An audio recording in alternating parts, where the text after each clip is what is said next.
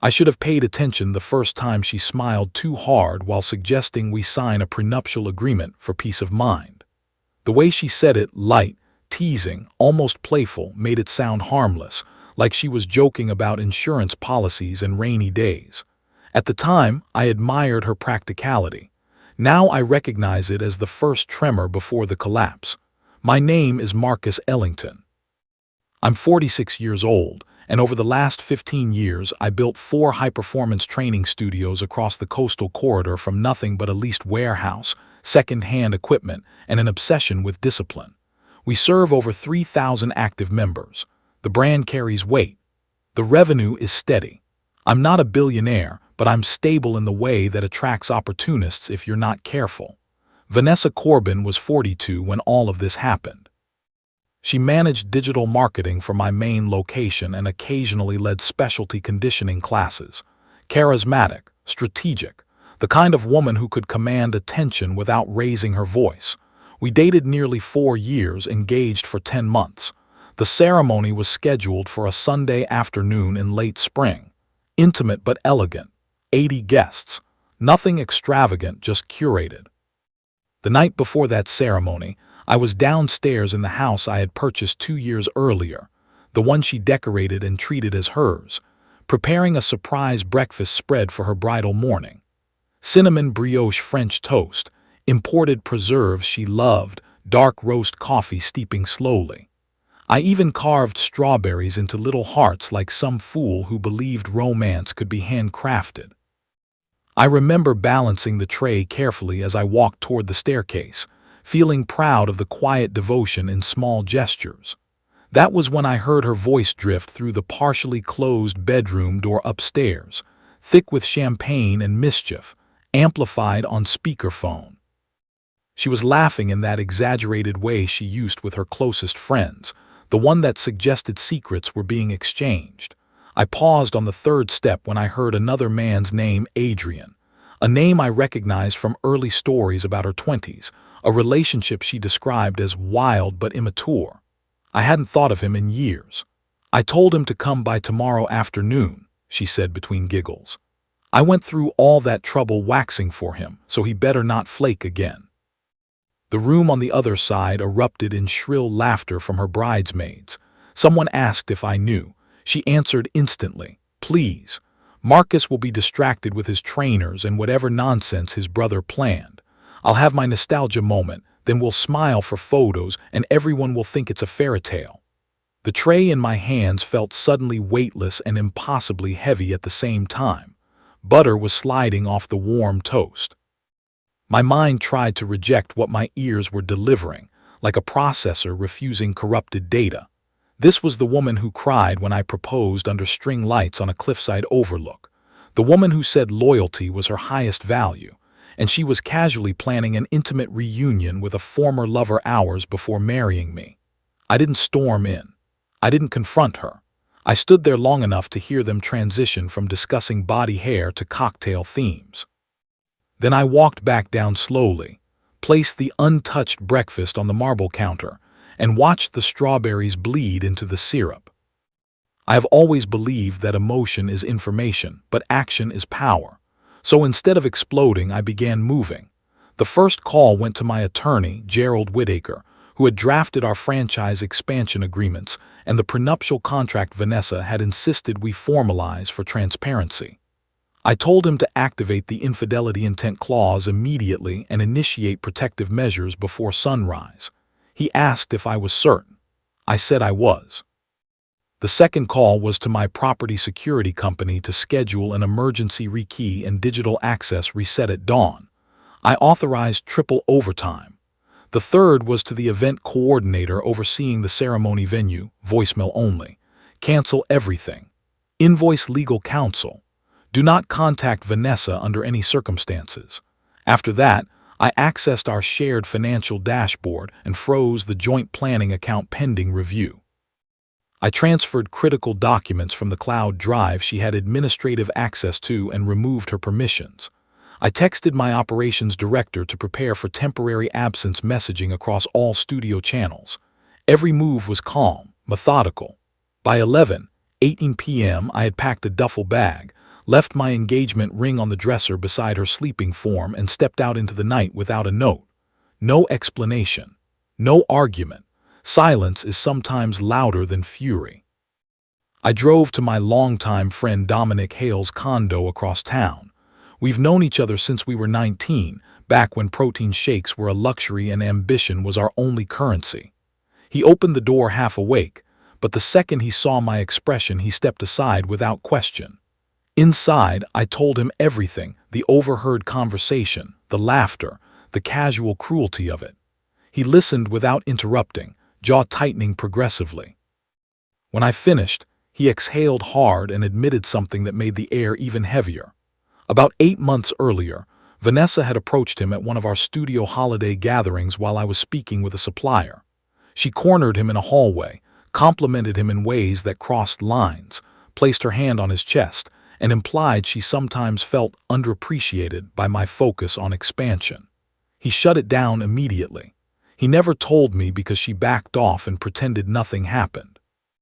He didn't want to fracture my happiness if he misread it. I sat there absorbing that second betrayal layered atop the first. It reframed every memory. After my divorce 6 years prior, a marriage that collapsed under the weight of my obsession with growth, Vanessa had seemed like alignment, not distraction. Now it felt like I had been an investment to her, not a partner. At 6:42 the next morning, Vanessa woke up alone in a house that no longer responded to her. I know the exact time because the security system logs every code attempt. She tried calling me repeatedly. My number routed directly to a recorded message I had updated at 2:03 a.m. stating plainly that the ceremony had been canceled and all further communication must go through legal counsel. When she went downstairs expecting apologies or explanations, she found instead a formal notice beside a business card and a short handwritten line: access revoked. Personal items will be delivered within 72 hours. The engagement ring rested inside its velvet box like evidence. She attempted the front door only to discover the lock no longer recognized her key. Her father arrived later with a spare, equally useless. By then the event vendors had already been notified through counsel, and deposits totaling tens of thousands were documented. Meanwhile, our studio's public page posted a neutral statement announcing my brief leave for personal reasons, while assuring members operations would continue uninterrupted. Supportive messages began flooding in within hours. Monday morning brought the second wave. Vanessa arrived at the flagship studio expecting to salvage normalcy. Instead, she was directed into a conference room where our human resources director informed her that her employment was terminated effective immediately due to potential conflicts of interest and reputational risk. She was an at-will employee. Severance equivalent to 3 weeks was offered. Security escorted her out professionally. Staff avoided eye contact. It wasn't vindictive, it was procedural. Later that day, a 12-second clip from her bachelorette call circulated in local fitness circles, not released by me, but captured by one of the women present. In it, her voice bragged about inviting Adrian and preparing herself physically for him. Context didn't matter, tone did. The clip spread rapidly. By Tuesday afternoon, the narrative was fixed in public opinion. Meanwhile, I met with Gerald to initiate formal financial recovery, per the prenup's explicit terms covering intent of infidelity, reputational damage, and recoverable event expenditures. Her former partner, the man she risked everything for, reportedly distanced himself immediately. I learned this later through mutual acquaintances. He had never intended permanence. He enjoyed proximity to chaos. Vanessa, now unemployed and relocated to her parents' home, received documentation outlining wedding losses, projected brand impact mitigation costs, and legal enforcement measures. The total exposure exceeded $140,000 before negotiation. The prenuptial contract she once joked about became binding reality. Evidence included archived communications she assumed were deleted. Digital footprints rarely disappear entirely. Her attorney eventually advised settlement to avoid greater litigation expense.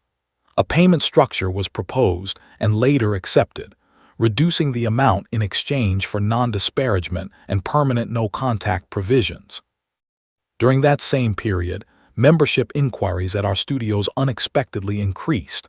Clients expressed respect for decisiveness. They valued boundaries. My absence lasted 10 days before I returned to the main location to resume training sessions. The routine grounded me.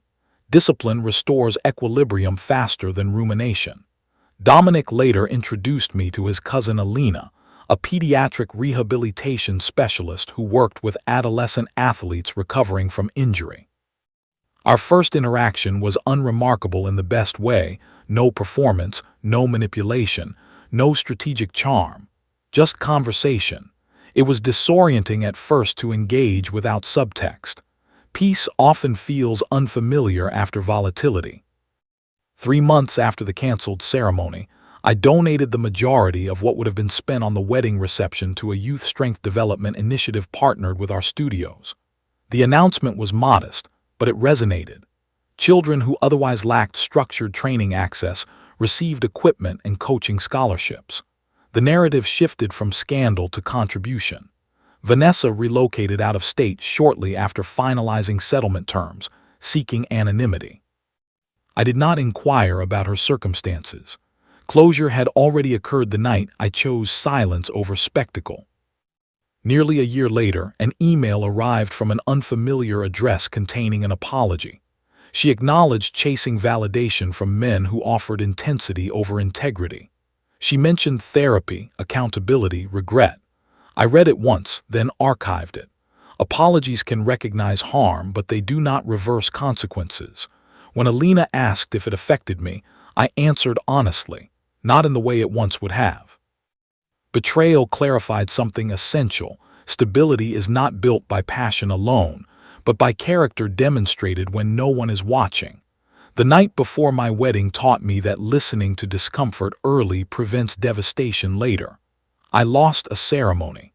I kept my foundation, and sometimes that is the greater victory.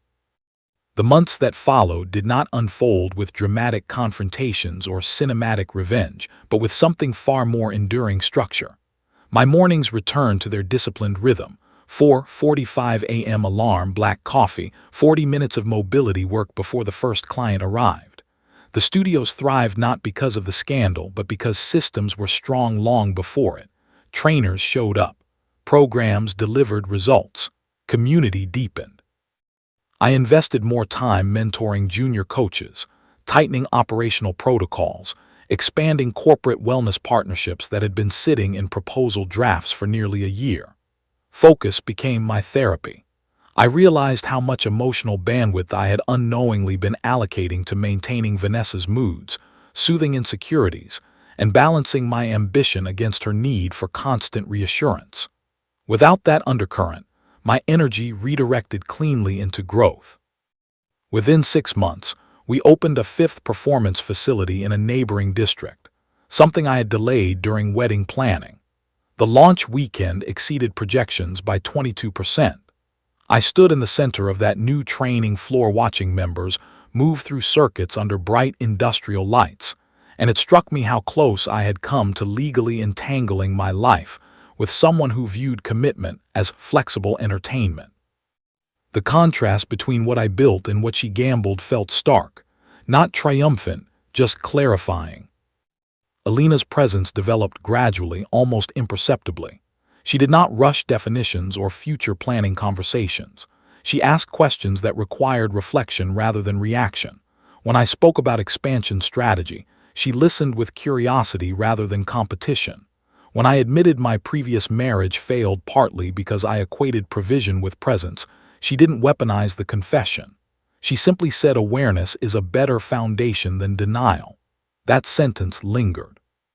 We spent evenings cooking uncomplicated meals in my kitchen, the same kitchen where I once carved strawberries into symbolic shapes for someone else. The space no longer felt haunted by memory, because memory had been replaced by evidence of who stayed steady without theatrics. Alina met Dominic and my senior staff without trying to impress them.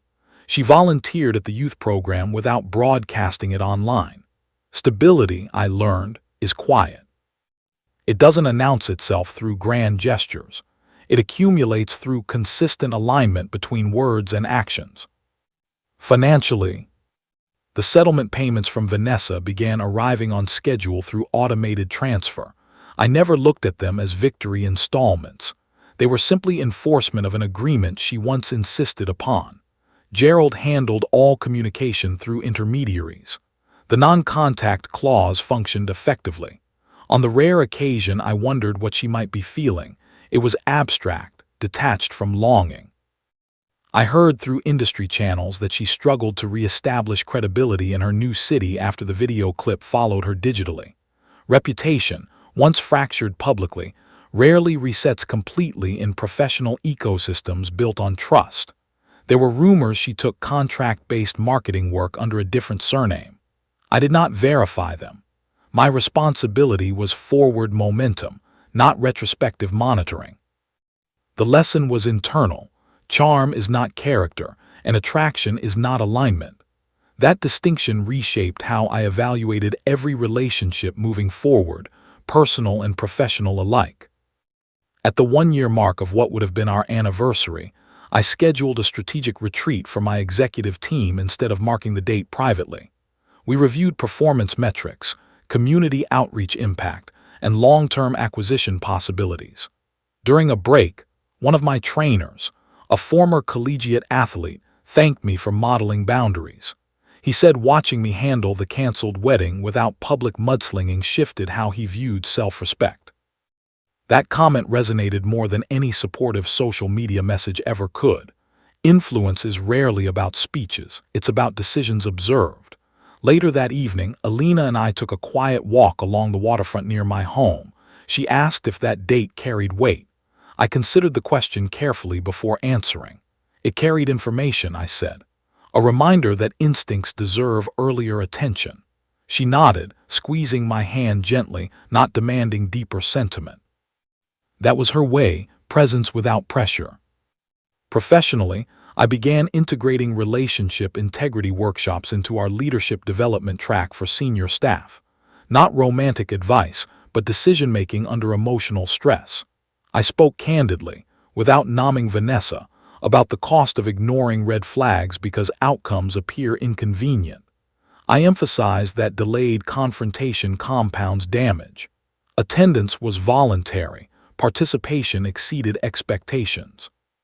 It became clear that betrayal, in various forms, is a shared human experience, yet few discuss it openly in high-performance environments. By contextualizing my experience as data rather than drama, I reclaimed the narrative entirely. Pain transformed into policy. Personal misjudgment evolved into organizational wisdom. The studios became not only centers for physical conditioning, but spaces where accountability was normalized. Alina eventually moved into my home 18 months after the canceled ceremony, not because of urgency, but because practicality and comfort aligned naturally. We renovated the upstairs office into a shared workspace so she could review patient programming from home when needed. The bedroom door, the same door where I once overheard laughter that fractured illusion, was replaced during remodeling. Not symbolically, just structurally outdated. Yet I noticed the subtle psychological closure in that replacement. Environments carry memory, but they also accept redesign. The first time Alina hosted dinner there for her colleagues, the house felt fully inhabited by the present rather than shadowed by the past. I watched her move through the kitchen confidently, aware that peace is not loud but unmistakable. 2 years after the event that nearly altered my trajectory, I received confirmation from Gerald that Vanessa had completed her final settlement payment ahead of schedule after negotiating a lump sum consolidation loan. The matter was legally closed in entirety. I signed the final release acknowledgement without ceremony. When Dominic asked how it felt, I searched for something profound and found nothing dramatic. It felt complete. That was all. Completion is underrated. People often chase emotional climaxes when resolution itself is enough. That evening, I trained a group of scholarship athletes preparing for regional qualifiers. Their focus, hunger, and gratitude dwarfed any residual bitterness I might have entertained. Perspective compresses personal grievance into manageable scale. Alina and I eventually married in a small private ceremony attended by fewer than 30 people. No spectacle, no elaborate staging. We drafted a prenuptial agreement as well, this time mutually constructed, transparent, devoid of hidden subtext. Not as armor, but as clarity. There was no laughter behind closed doors, no secret invitations extended under intoxicated bravado. There was steadiness. When I stood beside her exchanging vows, I did not feel the adrenaline spike I once associated with romance. I felt grounded, certain. That difference mattered more than fireworks ever could. Commitment anchored in calm carries more durability than commitment fueled by drama. Occasionally, someone new joining our membership community will mention having heard about that story from years back. The details have blurred with time, as they should. I never correct embellishments or add nuance. It belongs to history, not identity. If there is a legacy from that chapter, it is not that I canceled a wedding hours before it began. It is that I chose decisive boundaries over public confrontation, growth over grievance, and contribution over retaliation. The youth program we funded now operates in 3 districts, serving hundreds of adolescents annually. That impact outlives any scandal. When I walk through our facilities and see teenagers lifting with proper form under coaches we trained, I recognize how close I came to entangling resources and attention in prolonged emotional litigation instead of community expansion. If I revisit that night in memory, the tray in my hands, the laughter filtering through a door slightly ajar, I no longer feel anger. I feel gratitude for interruption. Had I not paused on those steps, had the door been fully closed, had the timing been slightly different, I might have proceeded into a legally binding union built on concealed instability. Sometimes revelation arrives harshly but mercifully. My life did not collapse. It recalibrated. What I thought was humiliation became filtration. What I feared would damage my reputation strengthened it. And what I believed was love revealed itself as negotiation disguised as affection. In the end, nothing dramatic was required to move forward. Just a decision made quietly at 11:18 p.m., a few phone calls, and the discipline to let consequences unfold without theatrics. Everything since has been built on that moment of clarity.